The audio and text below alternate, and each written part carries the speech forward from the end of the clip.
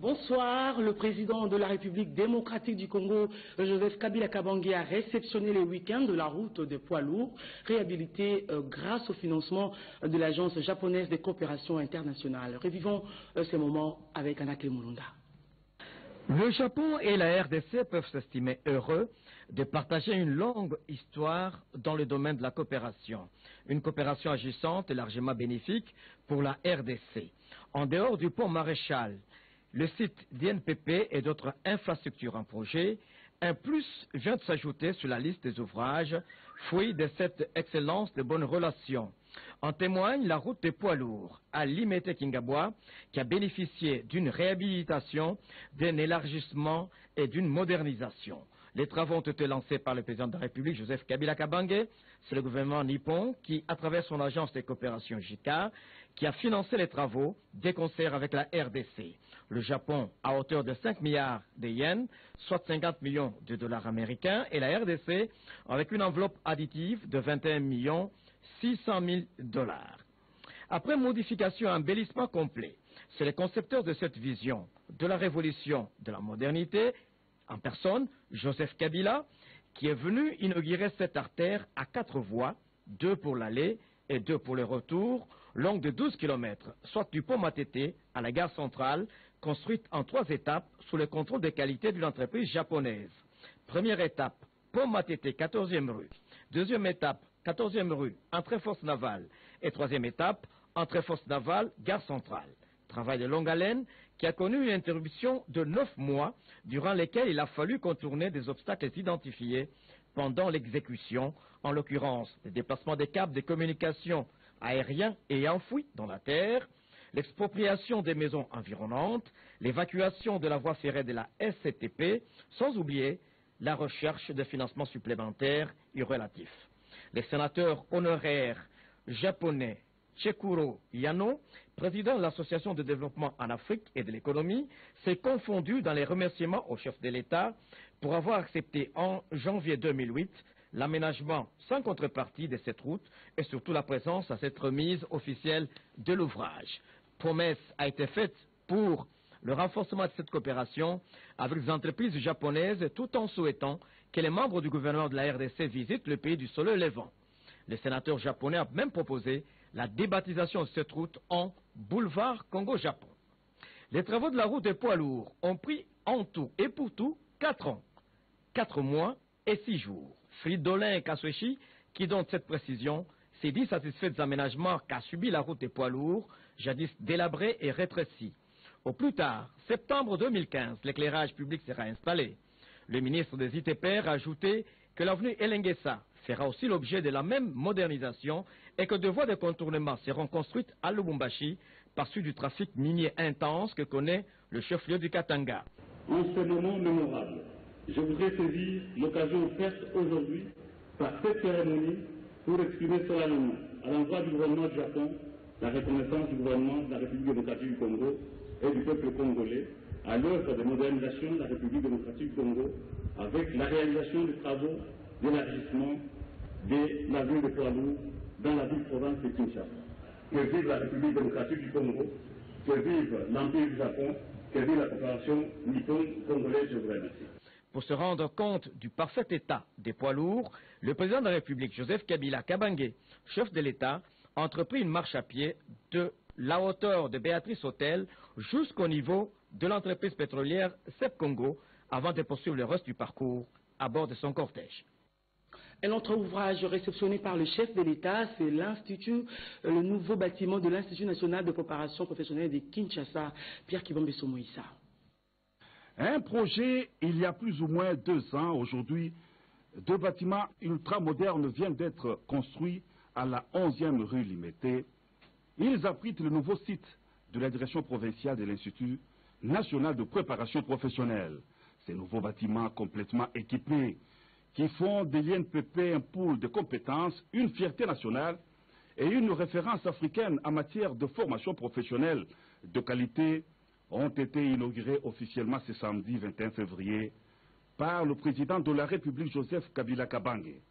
C'était au cours d'une cérémonie grandiose à laquelle ont pris part différentes autorités du pays, notamment de l'Assemblée nationale, du Sénat, du gouvernement et de la ville-province de Kinshasa. Intervenant le premier, le gouverneur de la ville, André Kimbuta Yango, a, dans son mot des circonstances, loué la coopération entre la RDC et le Japon, grâce à laquelle le site ultramoderne de l'INPP, direction provinciale de Kinshasa, est aujourd'hui une réalité. Il a aussi salué la vision du chef de l'État de faire de la RDC un pôle d'intelligence, le creuset du savoir. Faire de la République démocratique du Congo un pôle d'intelligence, un creuset de savoir, tel est un des créneaux du président de la République dans sa politique de la révolution de la modernité. Les deux nouveaux bâtiments de l'INPP que le chef de l'État inaugure ce jour auront le mérite de faire bénéficier principalement à la jeunesse quinoise et à celle venue des autres provinces d'une formation professionnelle et technique adéquate. L'INPP est devenu aujourd'hui un levier indispensable du gouvernement pour la promotion, la création et la protection de l'emploi. Le directeur général de l'INPP, Maurice Chikouya, a apprécié à sa juste valeur l'implication du président de la République dans la relance et la redynamisation de cet institut, rangé jadis sur la liste des entreprises en faillite. Excellence, Monsieur le Président de la République, chef de l'État, les gestes que vous posez ce jour seront marqués dans les annales de l'INPP et dans le secteur de l'emploi en République démocratique du Congo. En effet, bien que totalisant 50 ans d'existence, l'INPP était resté dans l'ombre et méconnu du grand public. Il y a eu même un rapport du Bureau international du travail qui ne lui donnait aucune chance de survie. Car, aligné en son temps sur la liste des entreprises en faillite et en cessation d'activité avec des grèves à répétition, avec des arriérés de salaire allant de 11 à 46 mois et prêts à être liquidés à l'instar de l'Office national de l'élevage, la Caisse de stabilisation cotonnière, la sucrière de l'Autokila, les lignes aériennes congolaises, toutes rayées ce jour de la liste des entreprises de la République démocratique du Congo. Ceci signifie que nous sommes une exception, car nous avons survécu et nous sommes passés de la faillite à l'émergence que vous souhaitez tout le temps. De 9 centres dont il disposait, l'INPP est doté aujourd'hui de 32 centres de formation disséminés à travers toute l'étendue du pays. Pendant plus de 40 ans, l'INPP a formé en moyenne annuellement 2000 contre 32 000 stagiaires aujourd'hui. L'ambassadeur du Japon a pour sa part réaffirmé la détermination de son pays de poursuivre l'élan de coopération avec l'INPP dans le cadre de l'Agence internationale de coopération japonaise. Il s'agit d'un modèle de coopération exemplaire, a souligné le vice-premier ministre, ministre de l'Emploi et de la Prévoyance sociale, Willy Makiashi, qui a aussi remercié le chef de l'État pour son esprit visionnaire et ses efforts pour la matérialisation de la révolution de la modernité. Excellence, Monsieur le Président de la République, chef de l'État, et pour le dire en vos propres termes, en tant que descendant de Kimpavita, de Simon Kimbangu, de Patrice Emery Lumumba et d'Antoine Gizenga et de Laurent Désiré Kabila, vous matérialisez leur vision par des œuvres prenant la mesure de la grandeur du Congo. Le grand nationaliste chinois, Mao Tse-tung, avait eu raison d'exclamer, je cite, « L'histoire de l'humanité ne retiendra que les noms des bâtisseurs ». Fin de citation. Le clou de la cérémonie a été la coupure du ruban symbolique par le chef de l'État avant la visite du nouveau site ultramoderne de l'INPP. Bâti sur une surface de 5000 m², ce site est composé de 2 bâtiments dont l'un est destiné à l'usage administratif et l'autre à l'usage technique. Ce dernier est équipé de matériel ultramoderne et autres supports didactiques. Au sortir de l'INPP, le président de la République n'a pas manqué de saluer la population massée tout le long de la 11e rue pour l'ovationner. Le Premier ministre Matata Ponyo a présidé ce matin la traditionnelle réunion de la Troïka stratégique. La Troïka a annoncé à cet effet le début des concertations avec le secteur privé sur la vulgarisation des activités du parc agro-industriel de Bukangalonzo. Voici les comptes rendus de la rencontre. S'agissant de réserves au niveau de la Banque centrale, nous sommes à 1739 millions, c'est-à-dire 1,739 milliard de dollars américains, ce qui représente 7,12 semaines en ce qui concerne les importations. S'agissant des autres indicateurs, notamment en ce qui concerne les finances publiques, les finances publiques se portent très bien, se comportent très bien. Le programme économique du gouvernement, il est poursuivi comme dans les semaines passées et se consolide.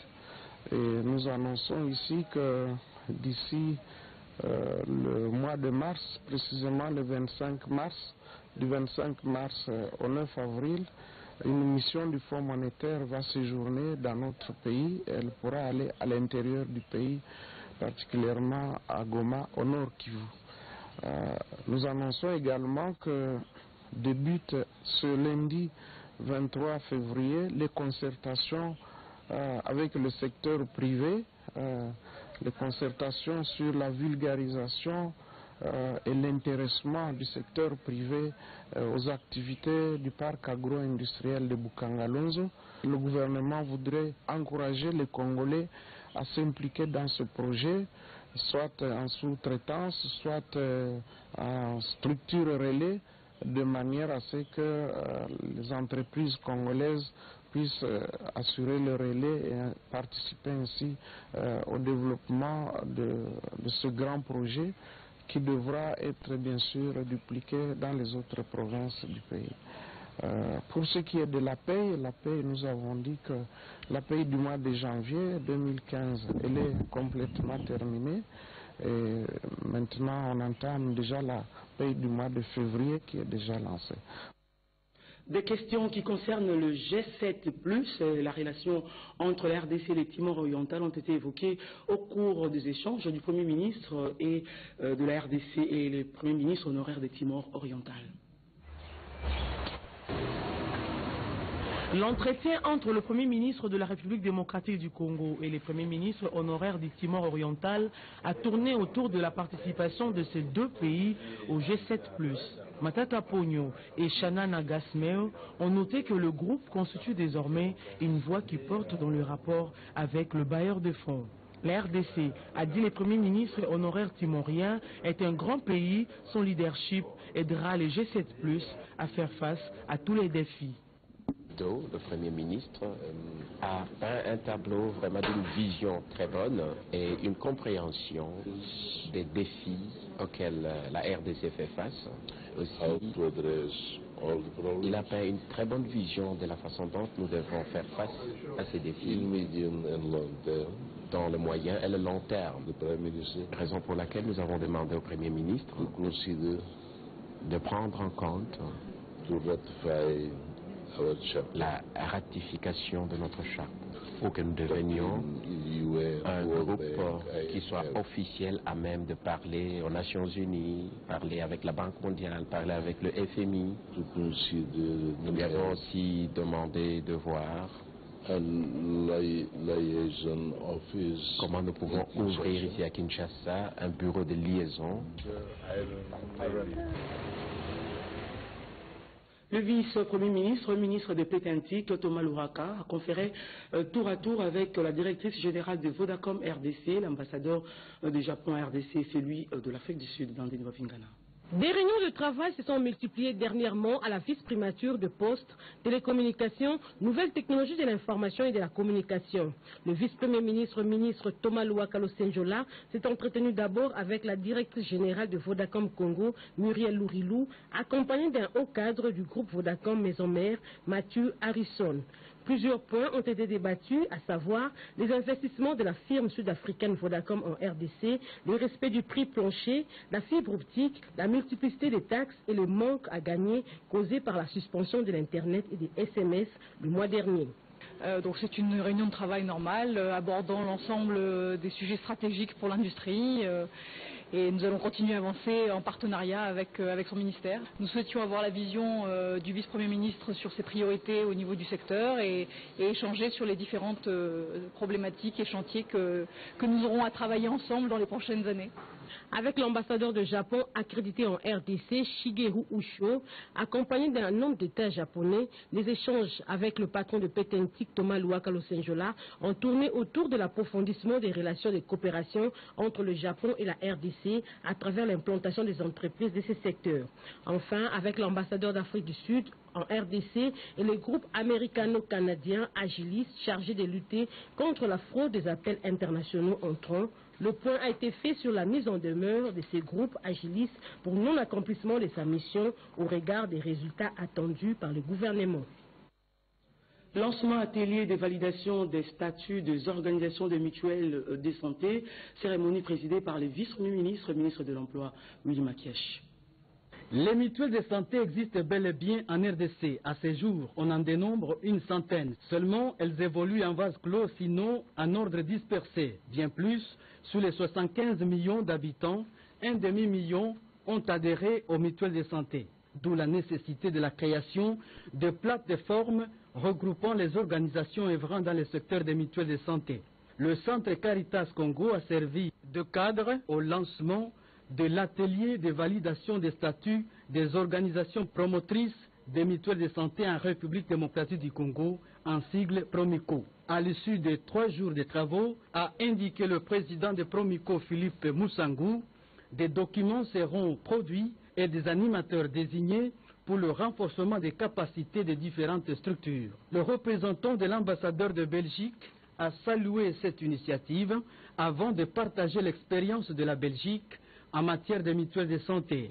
Pour Eric, les mutuelles de santé doivent s'adapter aux réalités de chaque pays. Organisé en partenariat avec Masmit, cet atelier rejoint la vision du chef de l'État Joseph Kabila Kabange et le programme d'action du gouvernement qui a opté pour la politique participative dans le cadre de la couverture universelle des soins de santé et de la mise en œuvre de la politique nationale de protection sociale, a souligné le vice-premier ministre, ministre de l'Emploi, Travail et Prévoyance sociale, Willy Makiashi, qui a donné le coup d'envoi des travaux. J'en appelle donc à la responsabilité des communautés locales de se prendre en charge et de mettre en place des dispositifs de nature à rendre idoine l'appui du gouvernement aux efforts d'accès de tous à des soins de qualité. J'invite les participants à l'assiduité et à travailler dans un esprit de consensus pour un aboutissement heureux de ces travaux de grande importance pour le gouvernement de la République. L'expérience de la RDC dans la planification du programme gouvernemental sera partagée avec les pays membres de G7+, c'est ce qui ressort de la réunion entre le ministre du Plan Olivier Kamiko et les présidents du groupement des États fragiles du monde, Eugénie Chabani. La République démocratique du Congo, pays membre fondateur de G7+, groupement de 20 États fragiles et post-conflit, a une vision de développement qui l'amène à devenir en 2030 pays émergent. Il a réalisé d'énormes progrès, notamment la pacification du pays, les finances publiques, l'amélioration du climat des affaires et des investissements, la transparence des industries extractives, la production des statistiques, la gestion des aides extérieures et la lutte contre la pauvreté, ainsi que le renforcement des capacités de l'administration publique. Ces différentes réformes l'ont classé parmi les 10 pays réformateurs du monde et pays conformes à l'ITIE. Cette expérience est d'un grand apport dans les G7+. Pour s'imprégner de la planification du programme du gouvernement, la délégation des G7+, conduite par le Premier ministre honoraire de Timor-Leste et ministre d'État en charge de la planification stratégique et investissement, Zanana Gusmao, au ministère du Plan et Révolution de la Modernité, piloté par Olivier Kamitatu Etsu. C'était une opportunité pour Kamitatou, l'initiateur des G7+, d'expliciter la planification du programme de développement du pays. Il a aussi offert l'occasion aux services sous tutelle de son ministère d'expliciter leur activité. Il s'agit de l'ITIE, les Sénarec, l'INES, les CPAI, l'OCPI, pour ne citer que cela. À l'issue de la réunion, Mme Emilia Pérez, envoyée spéciale des G7 et personnalité de l'ONU, s'est exprimée. Depuis la dernière fois qu'elle était là, déjà depuis 2013, elle a vu beaucoup de progrès, beaucoup d'améliorations. Et là, on vient de sortir le ministère du Plan. Ils nous ont fait plusieurs présentations et on est vraiment, on voit vraiment beaucoup de progrès. Le secteur privé et les gouvernements en concertation depuis ce matin au cercle des Kinshasa, comme annoncé au cours de la réunion de la Troïka. Les participants vont pendant 5 jours réfléchir et trouver des solutions aux problèmes sous forme de propositions. Le ministre de l'économie nationale a ouvert les travaux. Sandra Nyangitambo. Pendant 5 jours, les experts du gouvernement, ceux du secteur privé et le CPCE, cadre permanent de concertation économique, vont se pencher sur 23 sujets relatifs au secteur économique d'une part et à la vulgarisation des opportunités du parc agroalimentaire de Boukangalonzo d'autre part. Déjà, une étape importante a été franchie par le gouvernement et le secteur privé pour trouver des solutions aux problèmes qui gangrènent le secteur socio-économique de notre pays. Au bout de 7 ans, 436 recommandations ont été formulées, a dit le professeur Modesto Bahati Lukwebo, qui a insisté sur la vision du chef de l'État de voir le public et le privé s'engager dans un dialogue fructueux au sein du CPCE en vue d'améliorer le climat des affaires et de promouvoir un partenariat public-privé gagnant-gagnant. Donneront aux experts de la primature l'occasion de présenter les opportunités qu'offre le parc agroalimentaire de Boukangalonzo afin d'encourager les Congolais à s'impliquer dans ce projet ambitieux. Cette zone économique spéciale à vocation agroalimentaire qui sera reproduite dans au moins 22 sites à travers le pays, a expliqué le conseiller principal à la primature. Le ministre de l'économie nationale, Modesto Bahati Lukwebo, a également lancé un appel au secteur privé d'apporter sa contribution au budget du CPCE pour lui fournir les moyens nécessaires pour sa performance. Aux participants, le professeur Modesto Bahati les a exhortés à améliorer le mode de proposition des recommandations et de formuler les solutions pratiques. Les travaux prendront fin le vendredi 27 février 2014. Des stratégies à monter pour la migration vers la TNT. Question ont fait l'objet de la réunion du comité de pilotage présidé par le ministre des Médias Lambert Mendo Malanga. Oscar Mbalkaïj et Seda Signam. Toutes les chaînes de télévision sont appelées à se mettre au pas en termes d'équipements adaptés au système TNT, télévision numérique terrestre. Au cours de cette deuxième réunion du comité national de pilotage de la télévision numérique terrestre, TNT, réunion présidée par le ministre des Médias et président du comité, Lambert Mendo Malanga, le budget revu et présenté par la coordination nationale a été adopté par la plénière. Il était également question au cours de cette séance de travail avec les ministères sectoriels concernés, le média, l'intérieur, PTNTIC, défense, les finances, la justice, les budgets, ainsi que les délégués de la présidence, tous membres du comité national, de monter des stratégies de migration vers la TNT, dont la date butoir est fixée au 17 juin 2015 et donc dans 4 mois. Nous avons abordé les points concernant la validation des budgets, l'examen et l'adoption de la feuille de route et de la stratégie nationale, et aussi tout ce qui concerne le début du déploiement. Campagne de sensibilisation et de communication va bientôt commencer. La sensibilisation est ouverte pour que les chaînes de télévision congolaises soient à mesure de s'intégrer. Après l'incendie du Home 80 à l'Unikin, le ministre de l'Enseignement supérieur et universitaire et sa collègue des Affaires sociales sont descendus aujourd'hui sur les lieux pour consoler les victimes. Patrick Moukoui. Réunion des sécurités terminée, le gouvernement de la République délègue le ministre de l'Enseignement supérieur et universitaire et son collègue des Affaires sociales pour palper les réalités de ces incidents. Il est 20 heures passées, les deux ministres grimpent la colline inspirée et se retrouvent face à une foule d'étudiantes inconsolables. Théophile Mbembafundu Diluindu prend le devant et sort une voix de tripe pour convaincre.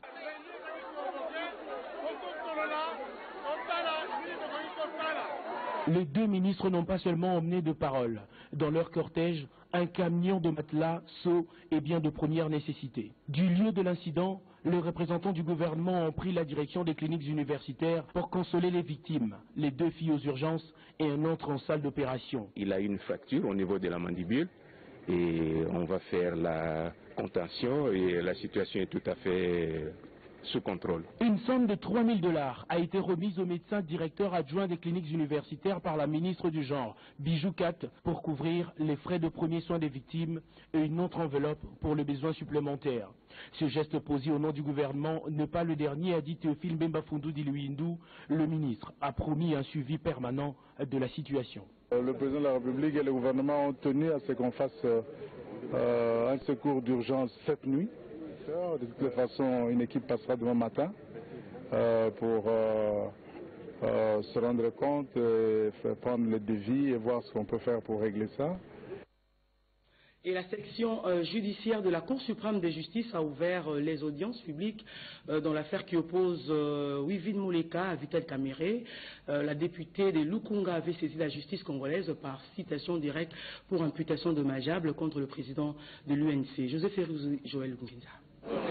L'audience en introduction de l'affaire qui oppose Wivine Moleka à Vital Kamerhe s'est ouverte ce lundi 23 février 2015 à la Cour suprême de justice.